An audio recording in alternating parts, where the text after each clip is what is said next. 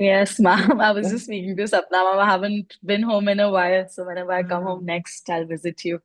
Please, please do. Rishabh, you also. Yes, ma'am, I will. You will see It's the new crop of children and realize how wonderful you all were. When do we start? Yes, we are starting live. We are just waiting for the channel to start. Yes. Yes, it's live now. Kabir and Sadhika, over to you. Good evening, everyone, and a very warm welcome to the DPS Gurgaon Olympics 2025. It is wonderful to see so many familiar faces, both from our past and our present. I'm Kabir Mehta. And I'm Advika Tuli. We are your moderators for this evening. The Olympics is more than just an event. It's a celebration of the legacy and community that defines our school. Today, we are here to bridge the gap between where we are and where we are going, guided by those who have walked these halls before us. We're thrilled to connect with our alumni, hear their stories, and gather their wisdom. We welcome all parents, alumni, teachers, and students to join us on YouTube. But before we get started, we'd like to take a trip down memory lane. A lot of us often wonder what our teachers and school days were like for our seniors. The next presentation is for all of you. It's a nostalgic video showcasing old school photos and cherished memories that shaped the very journeys we'll be hearing about today. We hope you enjoy it.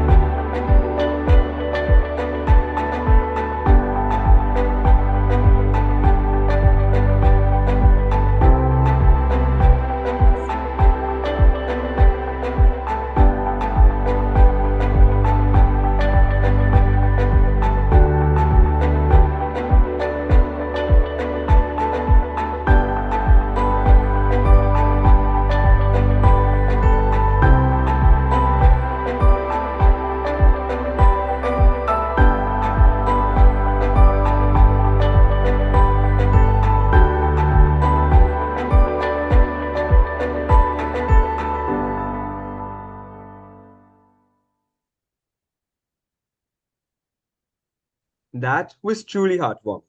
A big thank you to University for helping us put that together. Now, it is our immense honor to invite our respected Director Principal, Ms. Aditya, to deliver the welcome keynote. Ma'am, your vision has always inspired us, and we are privileged to have you open this special event. Thank you, Kabir. Thank you, Advika. Thank you, University. And thank you to all the students who have joined in today. As an ex-student from a prestigious Delhi school, this coming together is what I missed the most. All these years, having passed out 100 years ago, I always wanted there should be a body where all alum can meet across the years, across batches, and not just for networking for purposes of work, but networking just for the joy of being. And unfortunately, our school didn't have it.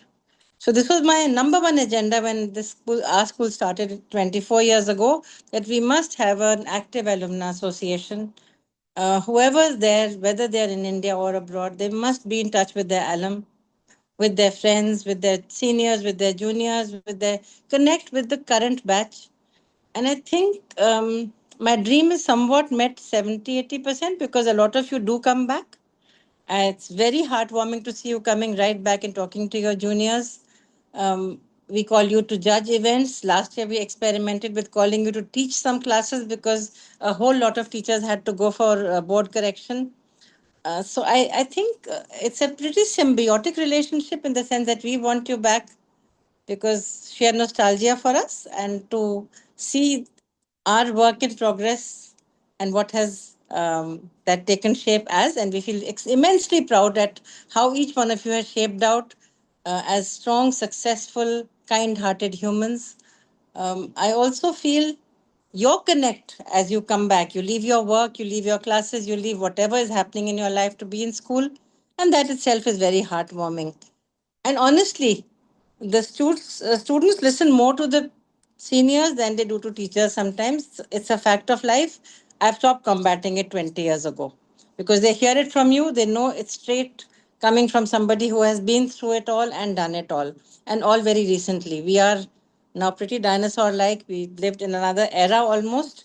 And I feel that this connect must only become stronger, and all of you must keep coming back to school. What the school can do for you is offer you this network of people who can work together. You never know which connection is going to work in what way. I have been very happily endorsing all that you've been doing, and I know that a lot of our alumni have got into admissions in IIM Ahmedabad, IIM Calcutta, Ranchi, XLRI. I don't know why they ask for school endorsements, but they do. And Anamika ma'am and Arpana ma'am helped me in that. I feel very, very proud of whatever you are doing. So continue to do well, not for anybody, but for yourself. Be happy, because for me, real success is happiness. God bless all of you, and thank you very much for being here. Thank you so much, ma'am. And now let's capture a new moment. We would appreciate it if everyone can turn on their cameras for a quick group photo to commemorate this special occasion.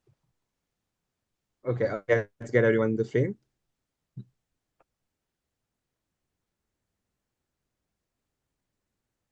Thank you all so much. We are now moving on to our first panel discussion of the evening. Study in India versus abroad. What worked for us? This topic is on the minds of so many of us, and we are fortunate to have three fantastic alumni here to share their insights. That's right. Our first panelist is Gaurangi Mittal. She is a postgraduate in clinical psychology, currently serving as the in-house psychological lead and psychological safety manager at the big community in North Yorkshire, England, and the NHS. She holds a master's degree in clinical psychology from Newcastle University and a first-class bachelor's degree in psychology from the University of Delhi. Throughout her academic and professional journey, Gaurangi has been deeply committed to supporting neurodiverse individuals and those with complex mental health needs through evidence-based practices. In addition to her work in psychology, Gaurangi is an accomplished actor and trained dancer, graduated in Kathak, actively pursuing performing arts alongside her clinical career. Her creative drive found early expression during her time at DPS Gurgaon, where she served as cultural president, leading the school to numerous national and international accolades: music, dance, theatre, and debating. Her journey reflects a rare blend of empathy, artistic passion, and academic rigor, an advocate for both mental health and the arts in every sphere she steps into. Gurangi, how did your experiences at GPS Gurgaon shape your decision to pursue clinical psychology? And what insights can you share about the opportunities and challenges in global mental health careers? Thank you for your question, Kabir, and thank you for such a lovely introduction, by the way. Right, so I would say, firstly, while there were so many reasons, I think the main one was that it's very deeply personal to me, and I think it was when I was in ninth grade or when I was 14 years old. I think I was dealing with a lot of mental health issues of my own. And I wasn't even aware, at that age, and with the awareness that we did have in India back then, that these were mental health issues. I thought they were maybe neurological. My family did not know what was going on. And then I did seek some therapy. I got some help. And I remember how much the school helped me out with it. I remember how supportive all my teachers were. I remember how supportive all my peers were, the head teachers were, and just everything. And I remember, to my own surprise, that helped me out so much, and that absolutely changed who I was and who I am. And I remember, because I got all that support, I thought that, okay, this is what I want to do for other people. The therapy that I got, the support that I got from our teachers, from our head teachers, from my peers, I thought that, okay, there are so many things in this world, you know, technological, structured, organized, but there's nothing like getting emotional and mental health support, because that makes or breaks a person. And that's what it did for me. Getting all this support and all this help really made me a different person, really absolutely changed my life. And I thought that that was such a kind and such a humanitarian thing to do. And from there, I thought, okay, this is exactly what I want to do in life. I want to help others out with their mental health. I want to help others out with emotional regulation, because I think in today's time, mental health is at its forefront. And it's so, so important. And it's so important to talk about it. So important to understand what are your needs and what are the things that you require and you don't require. So I think that is something that really helped me understand that this is what I want to do in future. And I think it's a very beautiful reason, because, as I said, it comes from a very personal space. It doesn't come from a bookish language of, oh, there's so much scope in this field or there's so much money in this field, but from a very self-satisfaction area. And of course, there are its pluses as well, that there is a lot of scope in this field and there is a lot of money in this field. And then, except for that, I would say about the question, that are some challenges and some opportunities that I did face abroad. I think a lot of them are similar, that they are challenges and opportunities. For example, there's so much cultural diversity. So, you need to be very well equipped with how people are of different cultures, and you need to understand, you need to study a lot to have clients, to deal with clients who have such who come from such a vast variety. Someone could be from, as I'm practicing in the UK, someone could be from the UK, someone could be from the States, someone could be from India, from the Middle East, anywhere. So I think that really taught me a lot. And then, of course, I always say this, going abroad and practicing any field whatsoever, it really helps in your growth, because while you're back home, or there's mama there, there's papa there, there's house help there, and there's your car there, and everything's super easy. And your friends, your lifelong friends are there. Your mother tongue is there. But I think once you move abroad, you face the challenges that you never even thought you will face. There are the basics, of course, that you need to cook your own food, you need to do your own clothes and everything. But then, more than that, you realize that, oh, now I'm completely on my own. And again, it can be a good thing and a bad thing. Sometimes you might think that, oh, I'm so lonely, I don't know what to do. But sometimes you're like, oh, this is so empowering. I can do anything I want. I can take a new class, I can pick up a new hobby, I could make as many new friends as I want, I could be a new person, I could be who I actually like. And I think it's such a new area once you do move abroad for university, and it helps you so much in your growth. At least it did for me. I did my undergrad in India, as you said, and my master's abroad. And I think I moved to the UK in 2022, September. And if I look back to who I was back then, who I am right now, it's a day and night difference, honestly. And yeah, so I would say there are loads of challenges, but then there are loads of opportunities as well. And while they might be scary sometimes, they shape you so well as the person that you would become. And with psychology particularly, I would say, of course, while India is getting there, and I'm so happy to see how the concept of psychology and mental health has developed so much in past few years. I feel in countries like UK or US, especially I can say for the UK, it is really, really in its forefront. So, even if you want to get any kind of mental health support, any kind of therapy, you just need to call, a helpline, and instantly they connect you to it. So it's very, very multifaceted. It's very wide. There's so many opportunities. Yes, it's a global fact that the job market is very tough right now. But honestly, I do believe that, being from DPS Gurgaon, this is something that I'm not just saying here, but it's actually something that I say a lot to my friends, to my parents, that I feel our school has really prepared us to fight in the world and to get where we want and get what we want, and to just work hard and come out as the best. Because I remember school being so competitive, but in a very healthy manner. And I think that that's something that has really helped me out through my life and is still helping me out.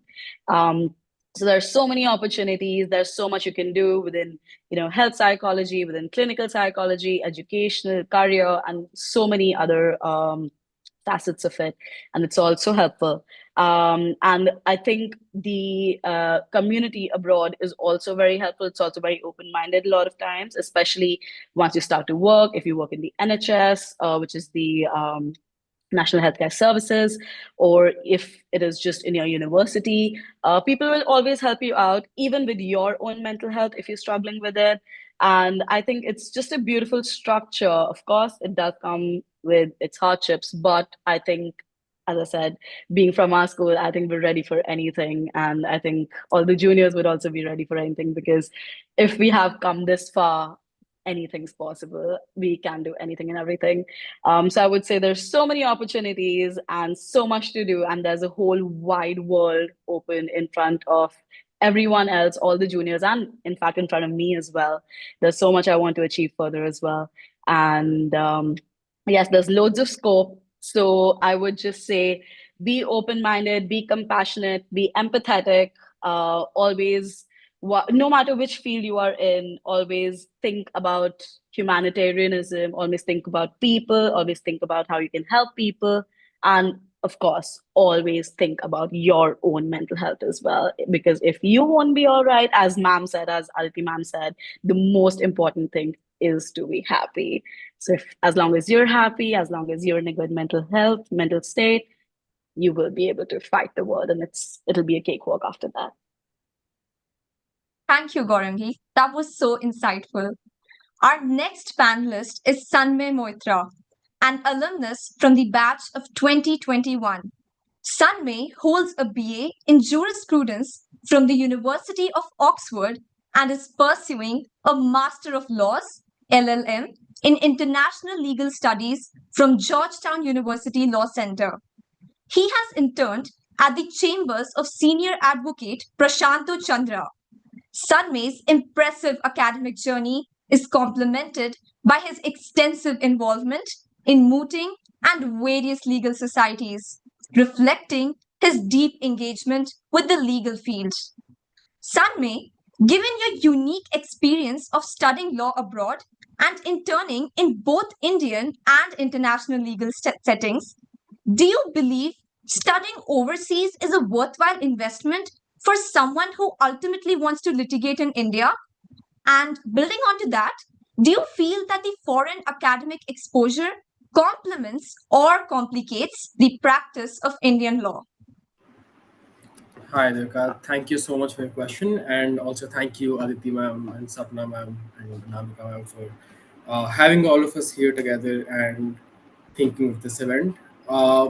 As for your question, Advika, I think so. What I did is definitely a roundabout way of doing it. When I went to the UK for the first time, I didn't think I would be coming back to India or that I would want to litigate in India. I did an internship towards the end of my first year in London, and I came back to India, and I also happened to have an internship lined up for that summer, and it was a very interesting summer uh, in in Indian legal history generally, because the Article 370 cases were going on, and the contrast of experience for me was very stark. Maybe just the right place at the right time, but I felt the energy of the Indian courts was so much more exciting and lively than what I had just experienced back in London. And that's sort of when I first started thinking about where I actually want to end up practicing. And soon after that, I continued to work in India and decided that I would be much happier in India. Now, in terms of, so I think in terms of there's a distinction in terms of the inherent skills you pick up studying abroad and bringing them back to practice in India, and just the practicality of it. On the practicality of it, I would probably say if you want to litigate in India, the smarter thing to do is probably do your law degree in India, because the bar council requirements, they need a quantitative requirement of 5 years. So what that means is that after the 12th grade, you should have at least 5 years of college education. Now, my degree and all other degrees in the UK for law are 3-year long degrees. So you sort of have to make up those two. And there's generally two ways you can make that up. One, you can do other degrees and build up the 5 years, which is what I'm doing. Or you can do this thing called a bridge course. The downside of the bridge, which is in India, the downside of the bridge course, though, is it's only offered in Goa. And it's kind of odd to spend 2 years in Goa. You don't get to do much. I mean, the heart of legal practice in India, depending on what you want to do, is structured around mostly Bombay and Delhi and a little bit Bangalore. So it's just really odd, in my opinion, spending 2 years in Goa when I want to learn more about how to practice. So if you, I mean, there's issues around affordability and time. If you can afford it, then I would say if you're already doing a degree abroad and if you later decide to come back to India, if you can afford it, I would definitely say get 2 more degrees, build that, build your own knowledge base, build your own experience, which you would do much better studying further on instead of just doing the bridge course. In terms of, so that's the practical side of it, but in terms of the inherent skills you pick up, which Gorangi talked about, for example, you I mean, life is just very different when you study abroad. You, as she said, you don't have your parents, you don't have your friends. It's a brand new start. And the practice of litigation in India, at least I haven't entered it yet, but what I've observed is that compared to anywhere else in the world, it's extremely challenging. In the initial few years, especially, in a lot of ways, it's not very rewarding, but it's a lot of hard work. Obviously, the curve is very high. It does get very rewarding, but you need to be resilient through that phase and you need to stick it out. And I think studying abroad is something which really drills that into you. For me, at least, the way my courses were structured was that I had about 8 weeks of class, followed by which I had 6 weeks of holiday, which is much easier than the way a lot of other people have it. But those 8 weeks of class were extremely intense, and that 8 weeks essentially is what I, I imagine life as a litigator in India is going to be, at least for the first few years. And I think you really get a lot of practice in how to survive that and how to keep up that intensity of work without sacrificing A, on quality, and B, as Gaurangi said, all other aspects of your mental health, because that's also very important, because you can't keep going if you don't take care of that. You can only sleep 2 hours a night for so long. You can only neglect your food and your health for so long. When you're living abroad and you're managing all of that by yourself, I think you inevitably, and it's not a matter of choice, it doesn't matter how bad you're at cooking, it doesn't matter how bad you're at keeping your surroundings clean, you inevitably have to pick it up, or else you don't survive. And in terms of, so studying abroad really helps you develop those life skills, which I think are very transferable and very necessary to build a good practice litigating in India. In terms of the substance and education of what I learned, obviously I didn't learn any Indian law, and what I'm doing in my master's is also international law, which I'm not, it's not going to be, I don't plan for it to be the center of my practice, at least when I'm back in India. However, there are two aspects to this, and both very positive. First, there is a good part of Indian law which is based around English law. So, contract law, for example, torts law, they are. I mean, I've seen a number of case lists to prepare for the Indian bar, and a lot of them have English cases which I've already done, and those bases are largely covered. The first principles in other areas such as criminal law, and I mean the Negotiable Instruments Act, where India has most of its own jurisprudence, you don't study English law. The first principles still come from English law. And if you studied English law, you have those clear, and it's much easier for you to understand Indian law coming back from that. And most importantly, what my experience studying, I can't speak for India, but what my experience studying outside has taught me is that if you if you come to me with a legal problem at the end of my 3 years, if you came to me with a legal problem, I would have no idea how to solve it, in the sense that I wouldn't know what law would apply. If you ever go to a practicing lawyer, they probably they may not tell you immediately, but they have a mental idea of which provisions apply and how they apply. At the end of my 3 years at Oxford, I would have no clue how to do that. But what I would be very good at is being able to figure that out very quickly and being able to acquaint myself with that area of law and understand it very quickly. Because essentially, what we learned was not law, we learned how to learn the law, which is a very important skill because it's a very fast paced and very developing field, and it's a field which often in India at least rewards generalism over specialism. So you can never really hope to have an encyclopedic knowledge of the subject matter of your practice. What you really need to have is an ability to grasp it very quickly and very accurately. And I think that's something which my education abroad has really drilled me on, and it's been the central theme of what we've been taught. So I think that is something I can really bring back to India. I don't know how the Indian law schools do it, but what I've seen, at least from my friends who study law in India, is that it's much more, it's much heavier in terms of the black letter law you study.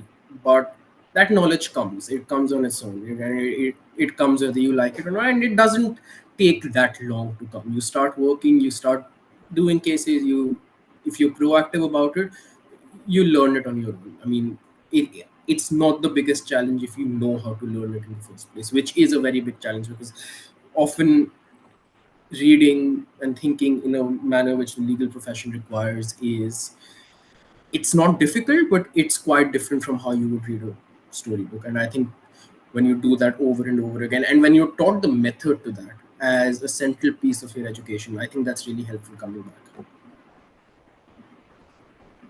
Thank you, Sanjay. That's truly inspiring. Our final panelist for this session is Rishabh Bhatnagar.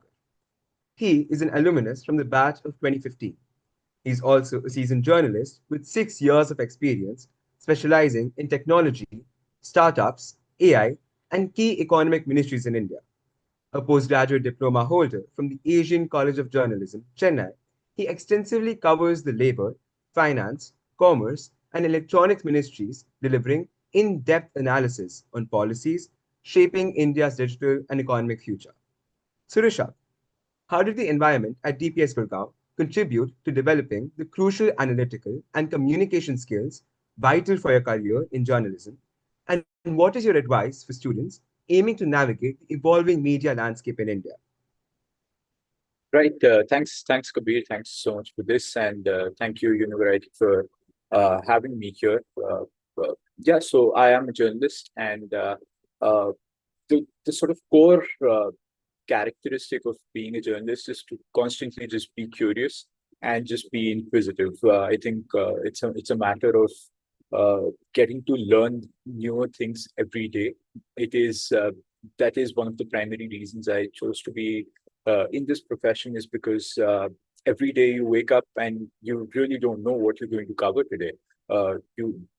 Because every day is completely different. Every day the news is different. The news cycle is different. Uh, the news cycle really dictates what sort of what will be the hot topic for today or for the week or so. And so what is very important is that one is extremely inquisitive and extremely receptive to everything that's going on around you. And I'd like to believe that the foundation for all of that was in fact laid when I was in school, batch of 2015. I used to be a very active participant in quizzes. That is something that gave me the primary indications that that this is a field that I could do well in, and that is something that we started. I think we started a quiz club in school. We started a debate club, and we really, went out, participated in a bunch of events, represented our school. Also, our school, our fantastic auditorium, became the venue for a bunch of these very high key events as well, in terms of quizzing. And I feel quizzing at that level really set a foundation in sort of making me extremely inquisitive about what's happening around the world, and that really gave me a solid foundation in just the basics of reporting and journalism, which is to just stay informed, which is to just stay extremely clued into what is going on around the world and how all of those things are actually interconnected, given the sort of world that we live in. So that is where my journey started from in terms of education. Again, I think Barangi and Sunmay, both of them went abroad to study. I'm here, the lone guy who didn't go abroad to study, because I also feel that journalism is extremely contextual to the country that you're in. One can't study abroad and understand the dynamics of how the government, for example, works in India. That is something I do day in, day out.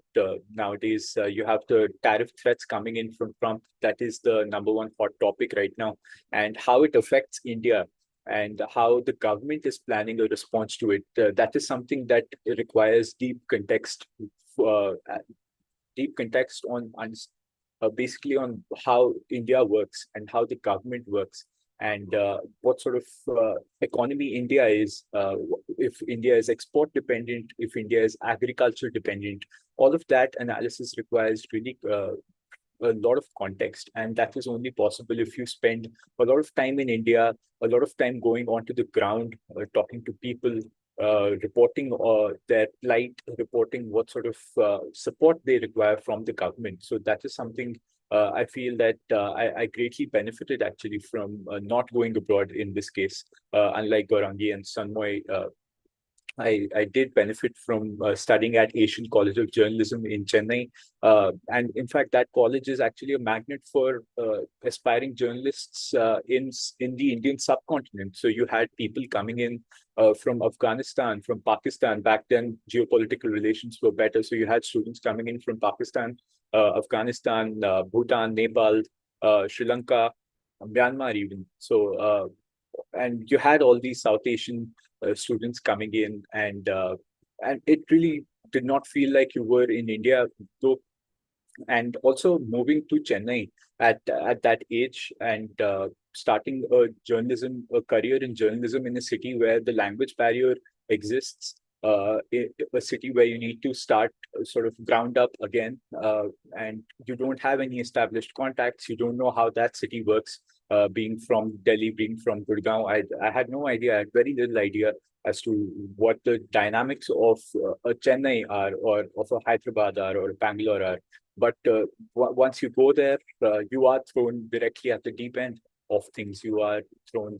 Uh, you sort of start learning from the ground up. You establish how a city works, how the local transport works, what the local politics is like, what people enjoy, what people don't enjoy, what's culturally appropriate, what's inappropriate. And all of those things, again, are very essential to reporting and journalism out of a new city or a new country. So I do feel for journalism, I felt that if you study in the country where you want to practice, it is greatly beneficial. I wouldn't say that going abroad is an issue. If you want to go abroad, sure, go ahead. But I would say go with certain number of experience, with a certain number of years of experience in, so that you have your foundation set.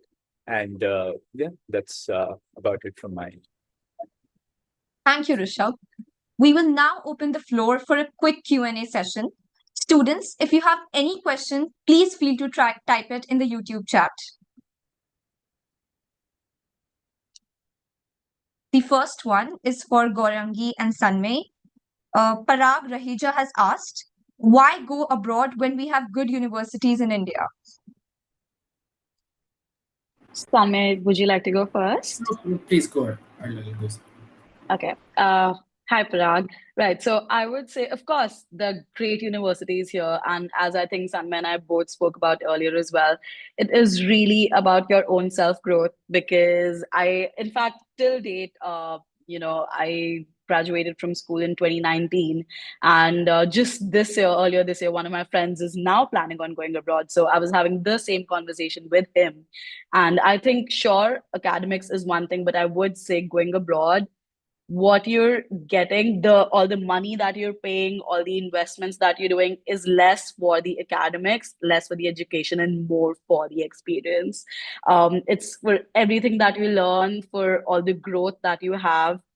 You really learn how to function completely independently. You learn skills that you never even thought you will.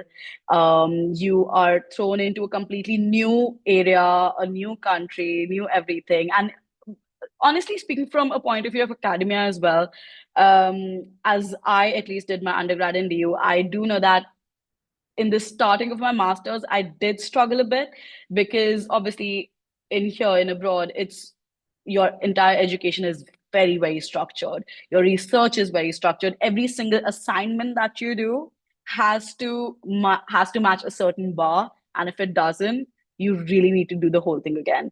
Because I remember when I just came in here for my first 2 or 3 assignments, I was so clueless that, oh, how am I supposed to do this? How is this certain research supposed to be done? Because back in DU, everything that I was taught was just so, in the simplest words as I can put it, it was very home-like. It was very easy. It was very simple. Sure, I did learn a lot, but it was not at all professional. So I think once you do move abroad, you learn so much of professionalism as well. You really learn how to present yourself because you're the only one standing up for yourself. You're the one representing your country, your family, your city, everything. So and while it is a responsibility, it's also so much fun. There's so much joy in it, and there's so much skill that you learn from it. So I think for me, at least, going abroad, less than education was more the experience and the opportunities that I got after that. The if I talk even in the salary basis or anything, the money that I'm earning or the experience that I'm getting or the clientele that I'm getting here, I would have gotten in India maybe after 10 years of practice or 5 or 6 years of practice, who knows. So I think going abroad does fast track that a bit. So if you do think that you are, interested in that, if you're ready for that, I would always recommend doing it. And of course, there's so many scholarships, and there's so many scholarships that the government gives now as well that you can definitely look at. So I would say if that is something you're interested in, you should definitely look at it. Sanmay, do you want to go now? Where did he go?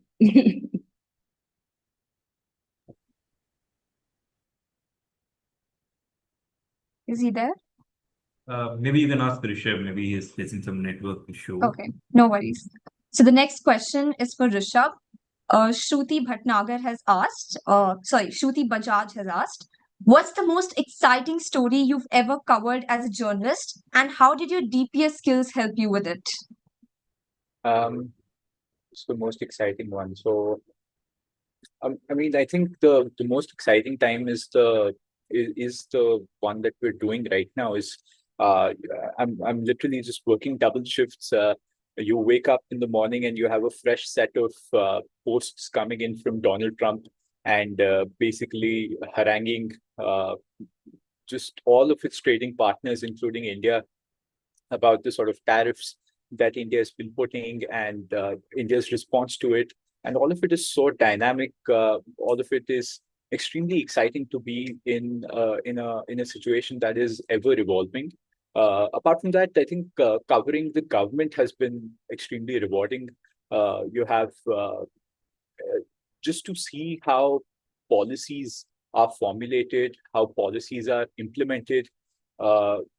It's all, and you're at the core of it, right? You're at the heart of how people are perceiving all of these policies. And it's your chance to sort of, if you want to become a journalist, it's your chance to shape people's perceptions, really. And that is something, I think, that is a power that comes with a lot of responsibility as well. So that is something that is exciting. I think the current tariff story is the most exciting one that I'm covering, and I feel like going ahead, I think it's a peak right now that I'm at in life, where I'm covering such an important topic at the height of it. So yeah, I think that's the one.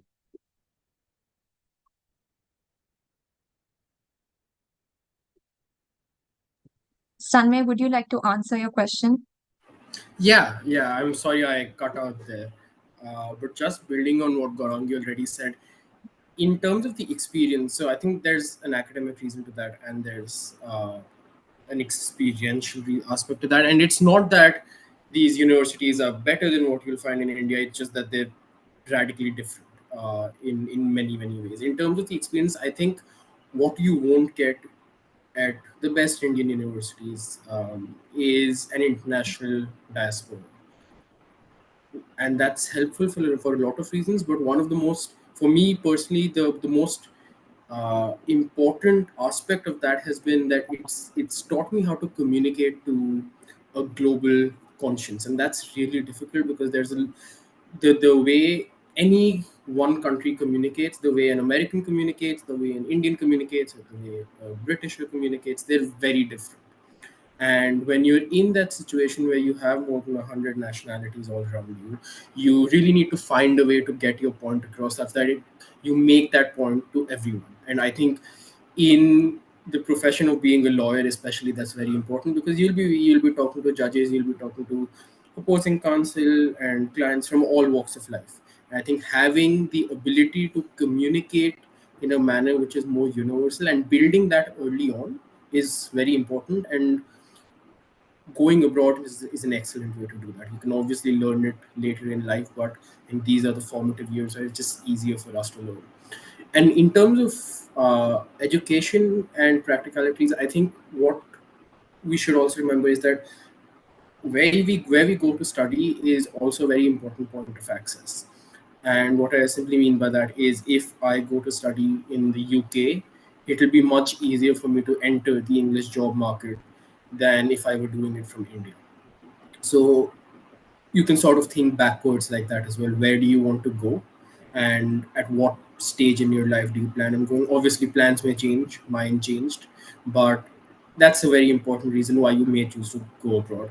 Getting a job in the US, getting a job in the UK will be much easier if you're already there in the country, understanding the country and making networks there.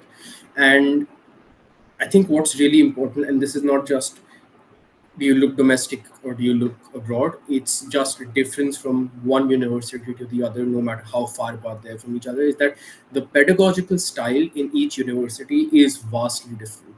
And what I found in my experience at least is that teaching in India is much more, rather degrees in India are much more taught. Degrees abroad are very intensive but very self-taught. And I think that sort of couples the academic rigor Gorangi was talking about earlier with a lot of academic independence, which I really enjoyed. I've always done very poorly in conventional exams, or any exam where I've needed to write answers in a limited time frame. That's something I struggle with to this day. So going abroad, where I was marked on essays, which I had a week to write. Obviously, it's much harder. You need to do a much better job. But it's just something I feel where I can express myself more competently and something I enjoy more. So, just I think obviously there's a cultural difference in the pedagogical style between India and abroad.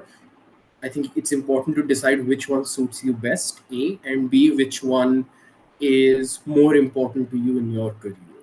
And also in terms of just university to university, you should look at which one of them suits you the best. Thank you all for these great questions and for your valuable answers. Now, let's move on to our second panel discussion, role of co-curriculars and school experiences in shaping career paths. We often wonder how our life outside the classroom translates into future success. Let's find out from these distinguished alumni. Our first panelist for this session is Dakshayani Saxena, an alumna from the batch of 2011. She is an advocate on record, which is a prestigious role of only about 3,000 advocates all over India that have the privilege of representing their clients at the Supreme Court of India. She has founded law offices in her name, specializing in complex corporate dispute resolution and advisory, and has appeared for her clients at the Supreme Court, high courts, and prestigious tribunals all over India. From courtroom to boardroom, her global and domestic clients rely on her heavily whenever they find themselves in trouble. She holds a BA LLB honors from Amity University and a diploma in entrepreneurship administration and business laws from the West Bengal National University of Juridical Sciences. Dakshani, your journey from DPS Gurgaon to becoming an advocate on record at the Supreme Court reflects both intellectual depth and professional determination. Could you share how early involvement in extracurriculars in school, like debates and MUN, laid the foundation for the analytical and advocacy skills essential for litigation? We would also like to know a little bit about your role as a litigator now. What dimensions of courtroom practice do you find the most rewarding or intellectually stimulating? Well, to begin with, Advika, thank you for that lovely introduction. And as my other lovely panelists already sort of led the way, I also want to thank Univariety and our beautiful set of teachers. All compliments to them for getting the alumni back again and again. And all students watching this particular session should feel extremely grateful for the hard work Univariety and the teachers are doing. It's truly, you all are blessed to have this, sort of platform and hear the experiences of your alumni. So now moving on to the question, Advika, I'll of course like to sort of structure it into separate parts like you have very wisely. So number one is, how did my school experiences help me in my practice as a litigator, or generally my work now as a dispute resolution professional? To understand that, I think a little background of what I do should be in order. Now, what I do on a day-to-day basis, and I think this is important because I also say it in the career counseling sessions I do at the school, that it's very important for all you students to look at profession or jobs or employment from the perspective of what you will do in the 24 hours in a day, not 5 years from school, not 10 years from school, but for your entire life. So you need to be able to design a day that you really enjoy, that you find fulfilling, and that challenges you, and of course makes you money. That's always the pie everybody's looking a piece of. And happy. And of course happy. And if you're challenged and intellectually stimulated, of course you're happy. That goes without saying. That thank you for that lovely addition, ma'am. So yes, so now that is why now the background of what I do on a day-to-day basis is important. So what I do is, I basically find solutions for complex issues for my clients and get them what they want, or at least the endeavor is. No lawyer should promise any sort of results, but the endeavor is to have them be satisfied with the solution to their problem that's troubling them. So for that, you have to meet the client. For that, you have to convince the client that you are capable of finding a solution. For that, you have to appear in court and convince the judge that your client is entitled to relief. And for that, you have to, of course, then network and tell your friends to eventually give you work as well. So the point being that being a litigator or a legal professional, or any professional for that matter, has several facets. Facets like, of course, knowing your literature. You should know what you're doing, knowing your books, your material, your day-to-day practice, the law, the statute, that goes without saying. But also other facets are something that your professional practice heavily relies on. Those are your social skills, your people skills, your ability to be compassionate with the clients that you're handling, your ability to be happy and positive on a day-to-day basis, because when you are going to fight a 500 crore breach of contract, or going to fight a bail application the next day, you need to be extremely calm and level-headed to take on that pressure. So of course, litigation has some tremendous, adventurous, very, very satisfying aspects to that, but they come with rigorous hard work, consistent input of effort, and of course, the great skill of being positive on a day-to-day basis.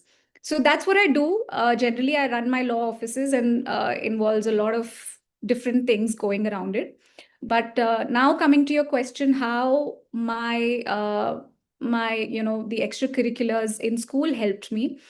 I think number one, they helped me in a way that, of course, all of you understand that, they expose you to people, they expose you to experiences, they expose you to things beyond academics, which is extremely important. But I think what you learn from extracurriculars is something in hindsight also. So what I'd like to highlight, because I was generally a very big part of MUNs, or if somebody took me in the debates, although I think the debating culture was for the other set of more brilliant alumni, but I was more a part of the MUNs and how they were organized. The best thing I enjoyed about that was getting together with people. And the thing I would really have wanted to focus on was not the result of these extracurriculars, but the process. I really wish I had focused on enjoying the process, of imbibing the process, of not worrying too much about winning or losing. But of course, getting to know my people, learning what it meant. Like, one of our panelists very rightly pointed out that just like Oxford teaches you how to learn the law, that is one of the most important. So you must learn how to learn, or learn how to do a thing better than to do the thing itself. So that way, you must always be involved in extracurriculars, whether that's, I don't know if they still have the CEC now, but whether that's an environmental project or a cultural project, or something to do with debating. No extracurricular and its experience goes waste ever, because there is no just one skill that you require to be successful or happy or satisfied. So try everything, do everything. And I think that's the teaching I would like the audience who's listening to me to take back. Thank you, Dakshani. That was incredibly insightful. Our next panelist is Shobna Jha. She is an economist currently working at PwC India as a senior consultant while pursuing her PhD economics at IIT Delhi. She has worked at NITI Aayog, erstwhile Planning Commission, Government of India as an economics consultant, and also as an economics lecturer at DU colleges like LSR and DCAC.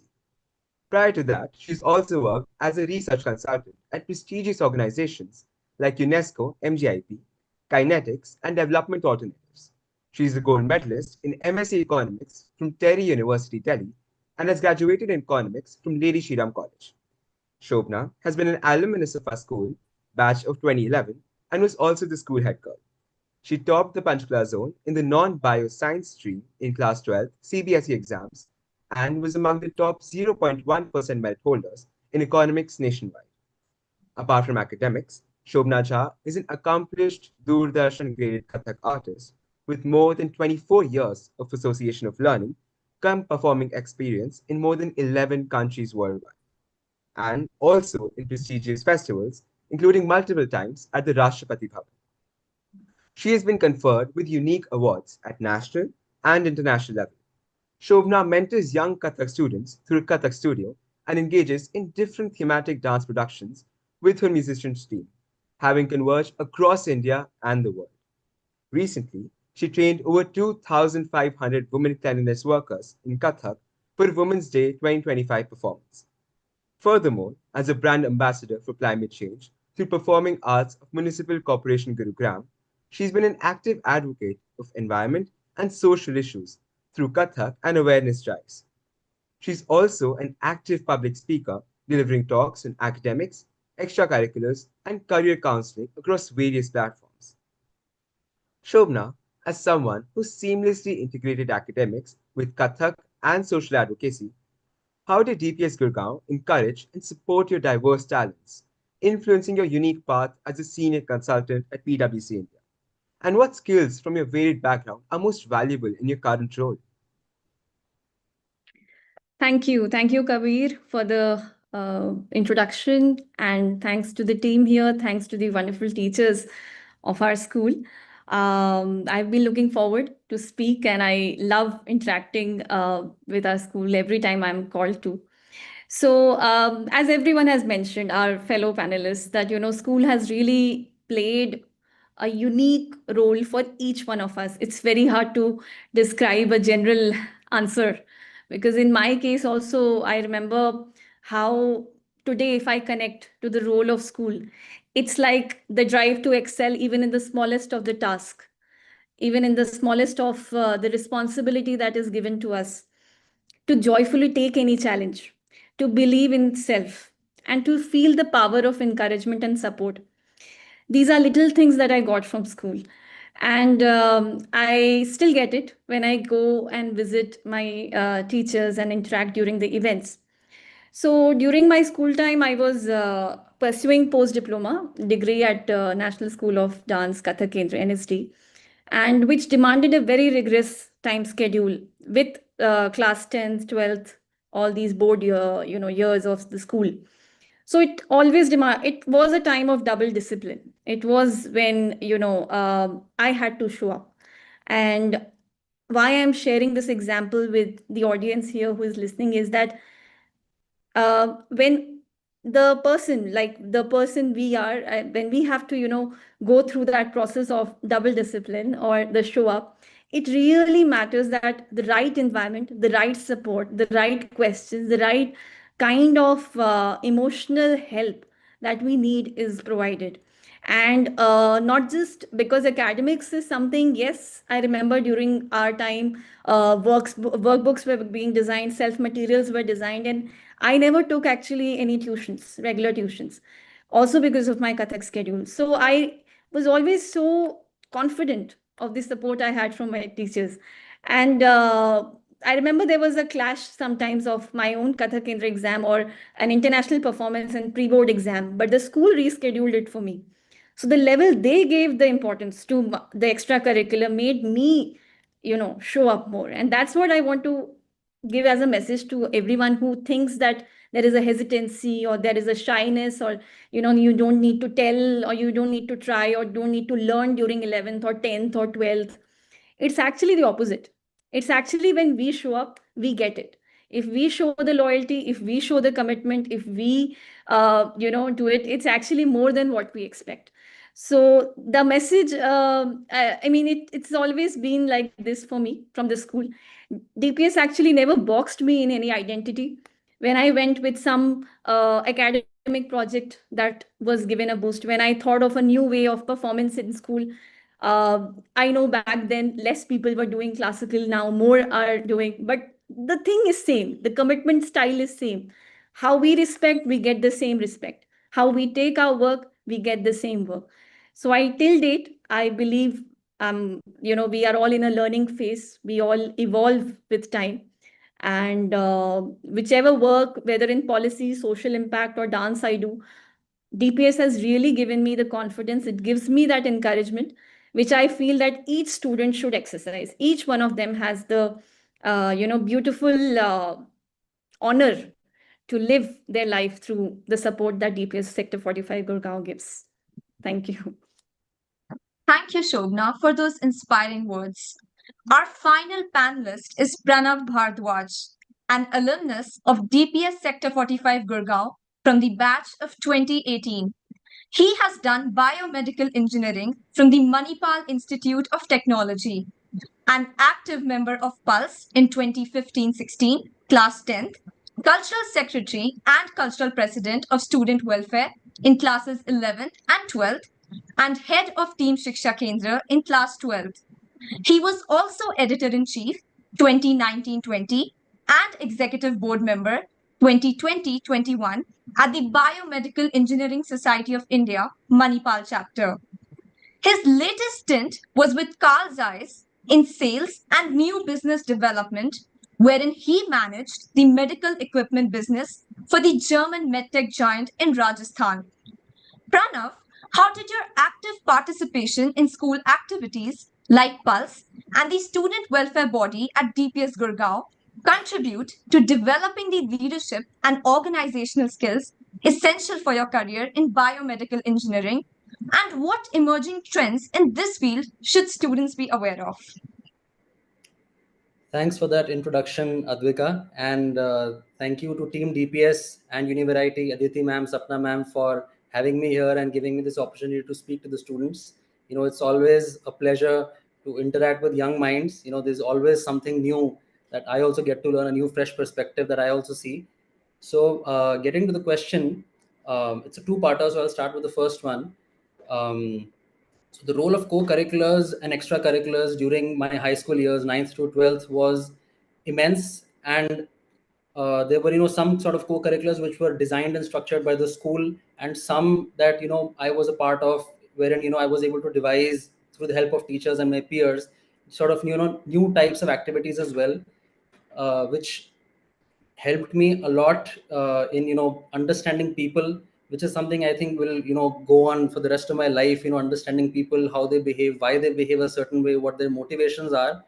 And to some extent, I would say, not to a very large extent, but at least to some extent in school, when I was in the senior classes and in the student council, managing people, managing students, sometimes managing expectations also, that was initially, it seems not that much of a challenge, but once I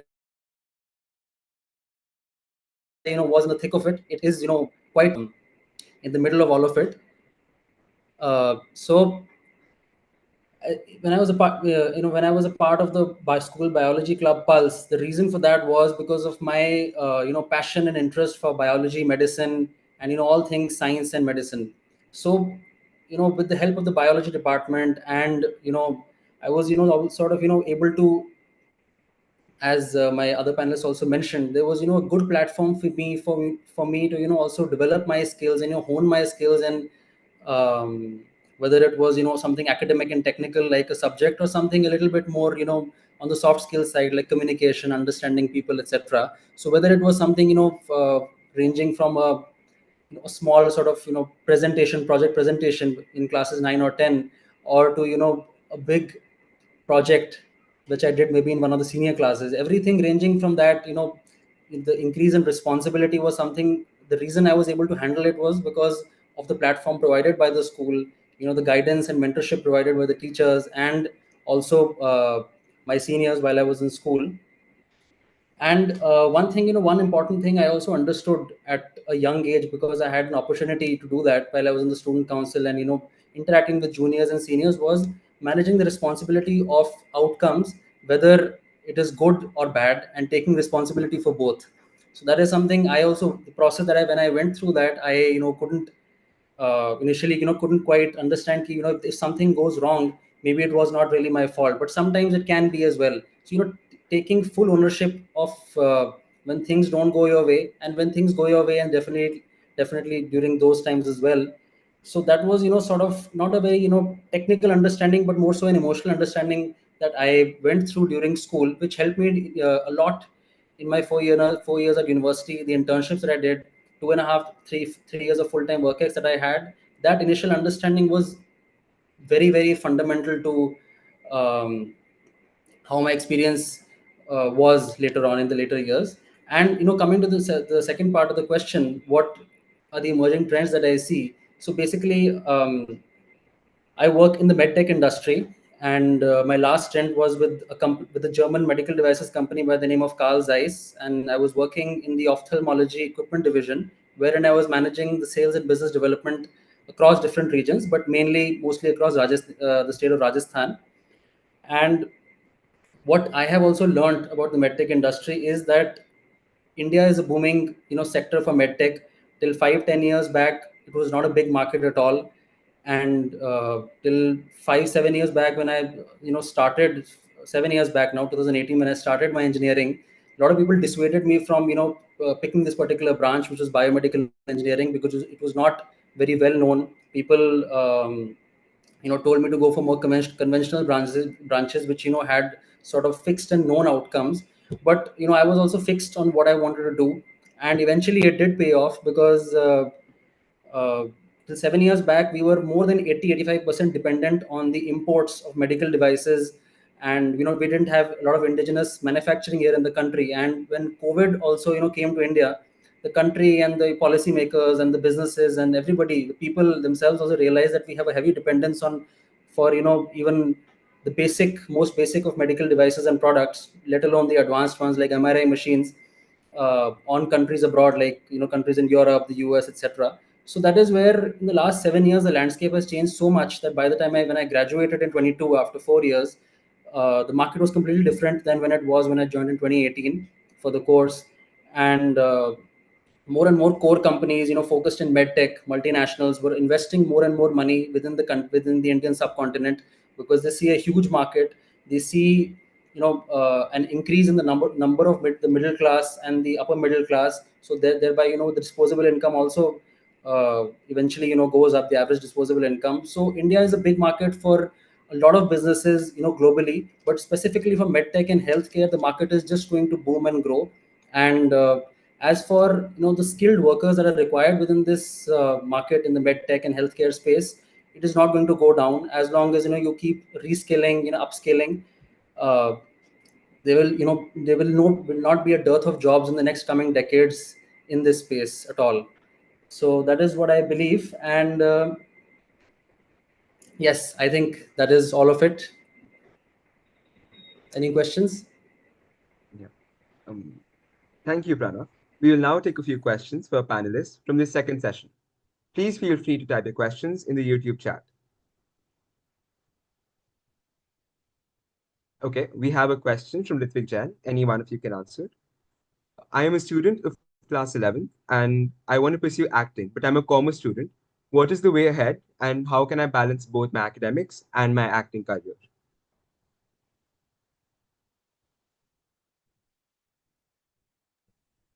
Very interesting question. So I'd actually like to offer the floor to Shobna and Pranav if they have something interesting. Yeah, Dakshayani, why don't you start? We'll just add.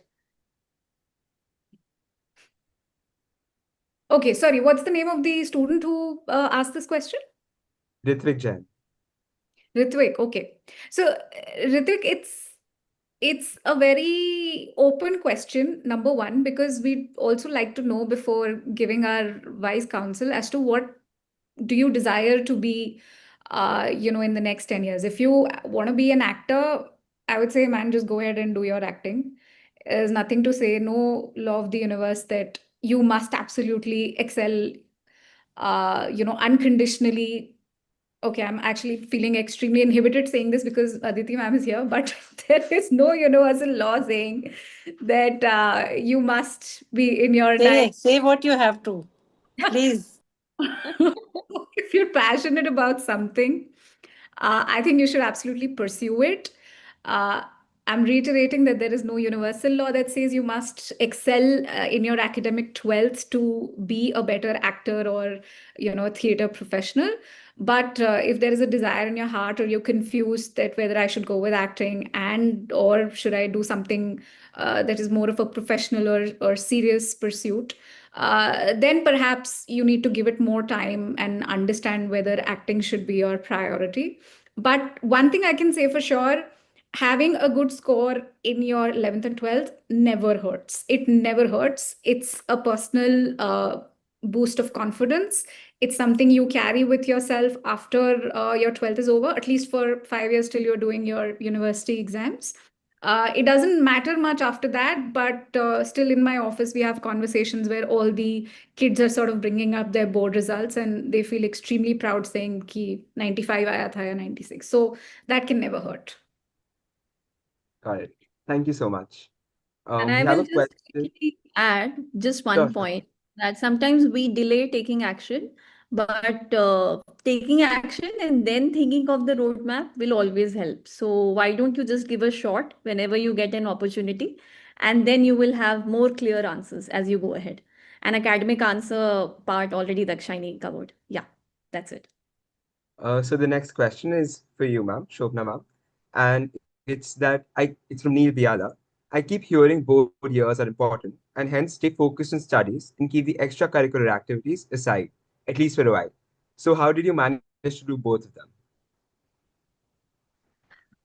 Yeah, Kabir, I couldn't get the name of the person who Neil. asked. Neil. Neil. Okay, Neil. Yeah. So, okay. I think about balancing the two fields that you are interested in will always be, sometimes you are doing one field more than the other. Sometimes you are not doing that field at all and concentrating on some target in the other field. But always remember that the fact that you chose to do it will reward you. And the way it will reward will be whenever you get even, say, 2 minutes, you are showing up fully. If you're getting 1 hour, you are giving your best.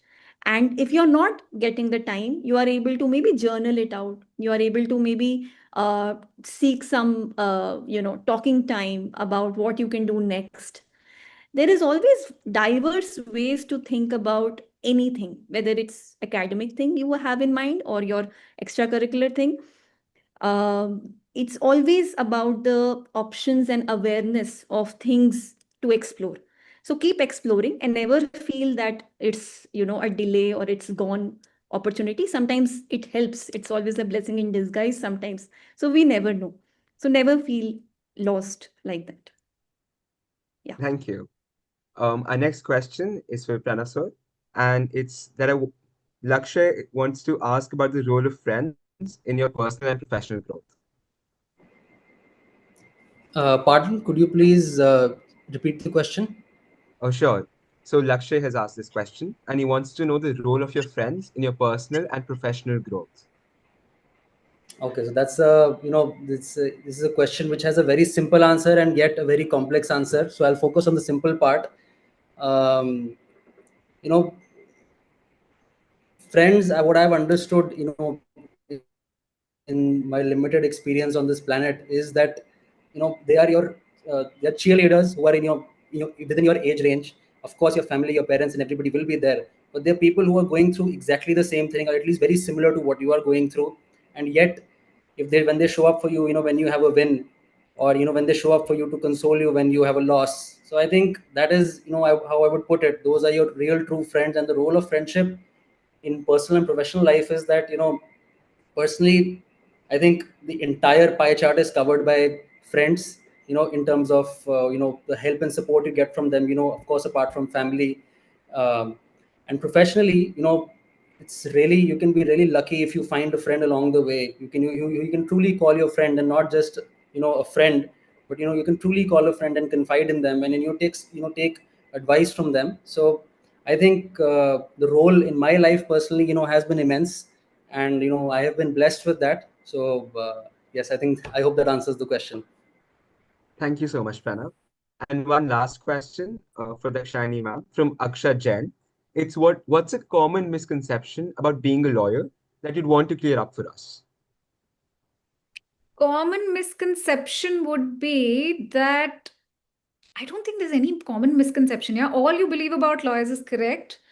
We have immense confidence. We make a lot of money. We have to really study all our lives. Learning never stops.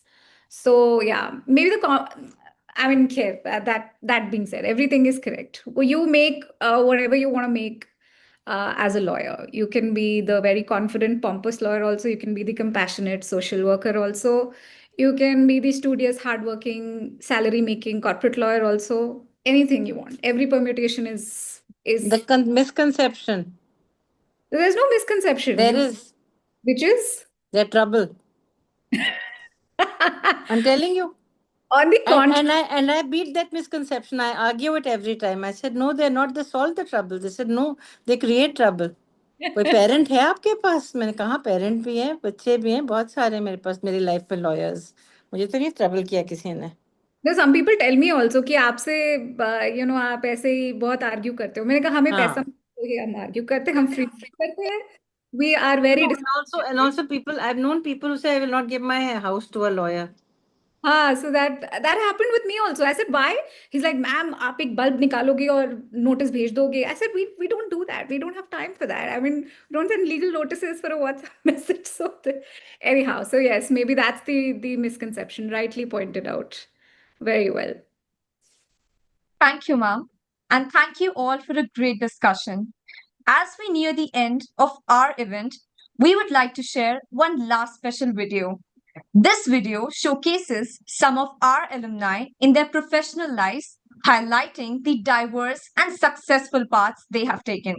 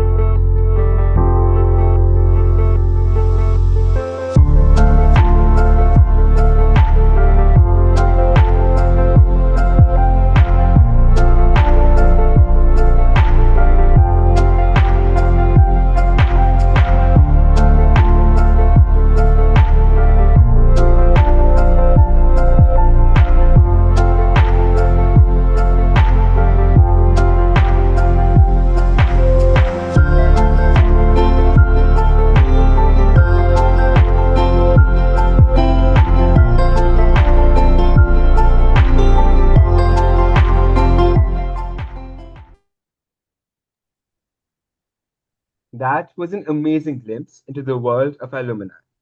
Now, for the final remarks of the evening, we'd like to hand it over to Sumashri, representing our partners from University, to deliver the closing note. Thank you, Kabir. Thank you, Advika. And I would like to really thank Aditi ma'am, Sapna ma'am, and the school management for all the beautiful coordination. And we've been coordinating for a whole lot time now, and successfully we have done this. Thank you, everyone. Thank you, alumni, for all your insightful journeys. I'm sure the audience was students. And thank you, Kabir. Thank you, Advika. And I would like to really thank Aditi ma'am, Sapna ma'am, and the school management for all the beautiful. So sorry if anyone is watching live. Can you for a whole lot time now, and successfully we've done this. Thank you, everyone. Thank you, alumni, for all your insightful journeys. I'm sure the audience was students. And thank you, Kabir. Thank you, Advika. And I would like to. If you can mute. Yeah. Yeah, sorry for the trouble. Yeah, thank you, ma'am. Yeah, thank you, alumni. All of them have been a really insightful journey. So my takeaway from this session is it's two things. So basically, it's all about the perspective and it's the perception. So it's about how you look at things and it's about how you interpret things. So alumni, all of you have really insightful journeys, and it's the perception that the students will get from your choices, from your career paths, from what you all have been doing in your lives after you've passed out from the school. And for them to be able to understand how to take this, for them to be able to relate, for them to be able to reimagine, reflect on your journeys, and to decide on what's life ahead. I think your stories will inspire them a lot. It's all about pursuing your passion, being happy in what you choose to do, and staying content with what you decide to do. So yeah, students, these are just a few set of alumni that you have from your school, but yeah, all of you have your profiles created, and there are more than 1,500 plus alumni, all available on a single platform. Just a button away. All you can do is you can just log into your portals. You can just type in for their name, and you can just click the button and ask your question right away. Whenever they're available, they'll be able to get back to you. We assure you that your question will be answered. We also send them reminders, and we make sure that your questions will be answered. Once again, thank you, Aditi ma'am, and then thank you, Sapna ma'am. Thank you for the entire school team. Thank you, alumni, Gauravi, Sanmai, Pranav, Shobna, Dakshayani, and Rishabh. Yeah, thank you everyone for making this happen and for being present all this while.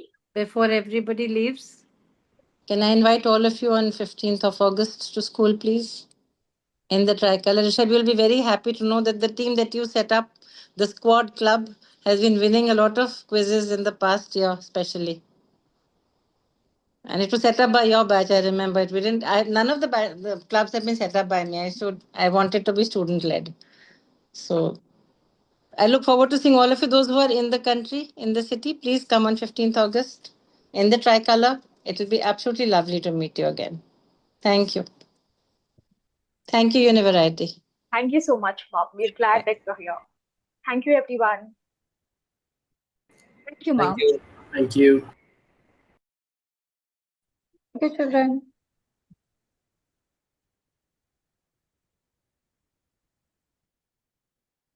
Thank you, everyone. Bye.